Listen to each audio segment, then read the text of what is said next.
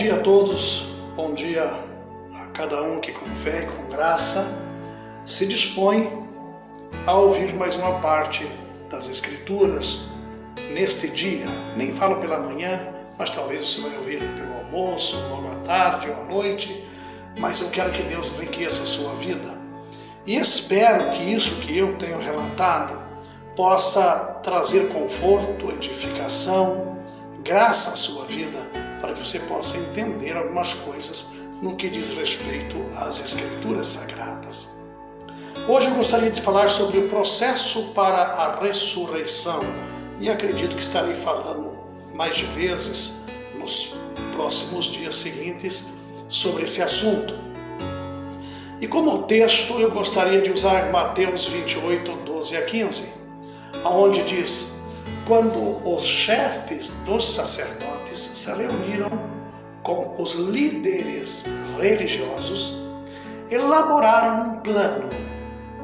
Deram aos soldados grande soma de dinheiro, dizendo-lhes: vocês devem declarar o seguinte: os discípulos deles vieram durante a noite e furtaram o corpo enquanto estávamos dormindo. E esta versão se divulgou entre os judeus até os dias de hoje. Muito bem. Parece que dinheiro e falcatruas é uma das coisas que vem de muito tempo. O que não me assusta é até no meio religioso. Os líderes parece que têm medo que alguma coisa venha abafar o seu ministério por qualquer motivo. E a ressurreição de Jesus seria algo que iria derrubar muita gente por terra e muitas situações políticas iriam desabar. Então eu precisava ocultar de alguma forma essa ressurreição. Porque Jesus foi morto para que tudo se acabasse por ali mesmo. Era uma artimanha diabólica. O diabo não contava com a ressurreição de Jesus. Não, de maneira nenhuma. Ele esperava que as coisas andassem de forma um pouquinho melhor. O demônio odeia, na verdade, a ressurreição. Há aproximadamente 2000 anos, ele desenvolveu mentiras, desculpas, para levar as pessoas a não acreditarem no Cristo ressuscitado. A mentira mais antiga de Satanás a respeito da ressurreição foi sugerir que o corpo de Cristo tivesse sido roubado. E sabe o que me assusta? Que nós temos denominações que não acreditam em Jesus Cristo. Não creem no Espírito Santo. Eu só creio em Deus. Me perdoe você. Eu tenho amigos que fazem parte dessas igrejas. A Bíblia diz bem claro, Jesus mesmo falou, ele falando: eu e o Pai somos um. Como que Cristo simplesmente pode ser um personagem? Se ele mesmo falou isso. E ele falou mais: sem mim nada podeis fazer. Aquele que vem a mim, de maneira nenhuma lançarei fora. Peraí. Jesus oferece um fardo leve, oferece consolo. Nós temos centenas e centenas de textos bíblicos desde o Velho Testamento, anunciando o Jesus do Novo Testamento, o Jesus que transformaria épocas, fazia divisão em épocas, novo e velho. Caramba, eu tenho dificuldades para crer. Por quê? Se confundem, se enrolam, mentem extremamente, distorcem o que está na verdade descrito nas Escrituras. Olhe bem, foram os guardas do túmulo de Cristo que falaram tal mentira pela primeira vez. Depois que ele ressuscitou dos mortos.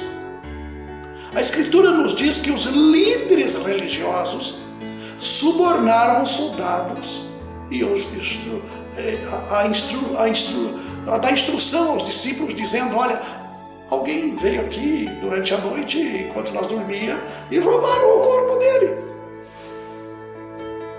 E agora? Eles receberam essa instrução para dizer isso.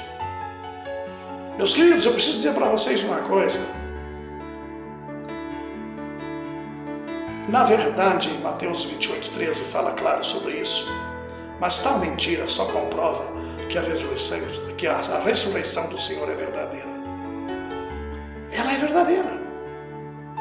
Porque tudo aquilo que é combatido é para desviar a minha atenção.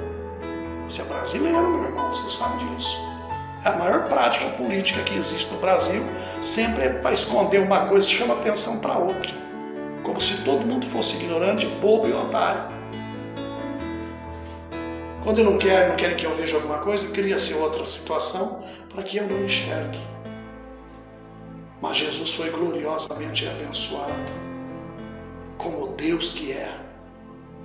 Apareceu às pessoas, fez com que centenas de pessoas pudessem testemunhar a sua ressurreição.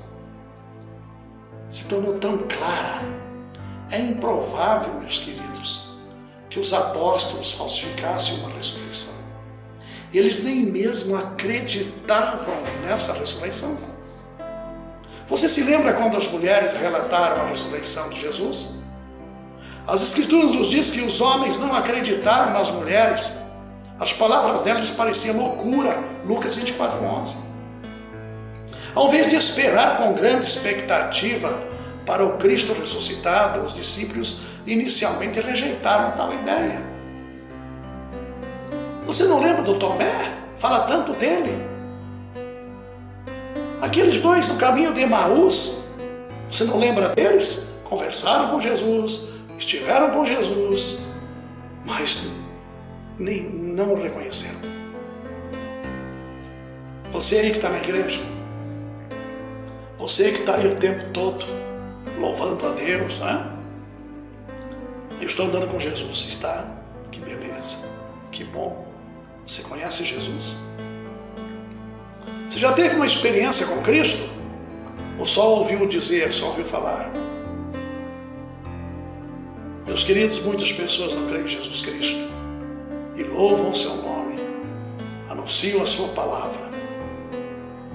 Nós temos um monte de mercenários recebendo dinheiro para anunciar Jesus, se tornar sábios. Pregadores que hoje cobram 20, 30, até 50 mil por uma hora de pregação na igreja. Será que Deus se agrada disso? Será que não são dos mesmos líderes religiosos do tempo de Cristo, do primeiro século? Será que eu tenho que realmente cobrar tão caro para pregar o Evangelho de Jesus, para anunciar Ele? Parece que nós tivemos já marcas extraordinárias de pessoas que criaram renomes e eram profissionais do Evangelho, mercenários, filhos do diabo, que não tinham nada preparado nem preocupado em anunciar o Evangelho de Jesus de verdade. Também é improvável que os inimigos de Cristo roubassem o seu corpo. Eles não ensinavam por nada além de impedir qualquer outro movimento de Jesus. Não ensinavam nada. Por nada. Eles só queriam atrapalhar. Os líderes religiosos tomaram medidas extremas para proteger o corpo de Cristo e provar que a ressurreição era uma farsa. Roubar o corpo de Cristo concretizaria algo contra o que eles mesmos sempre lutaram contra. Mesmo que eles tivessem roubado o corpo, sem dúvida eles teriam trazido isso à tona, já que o recém-formado grupo de fiéis começavam a ganhar pessoas para Jesus e já começavam a ganhar espaço. Mas os inimigos de Jesus nunca mostraram seu corpo, porque não tinha corpo algum para mostrar. Não tinha como provar que ele não ressuscitou.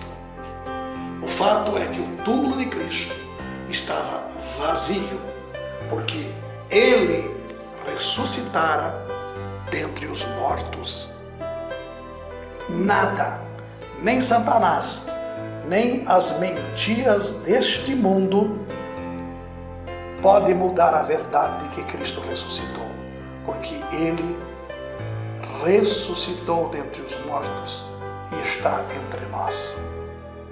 Tenha um bom dia e pense nisto com amor.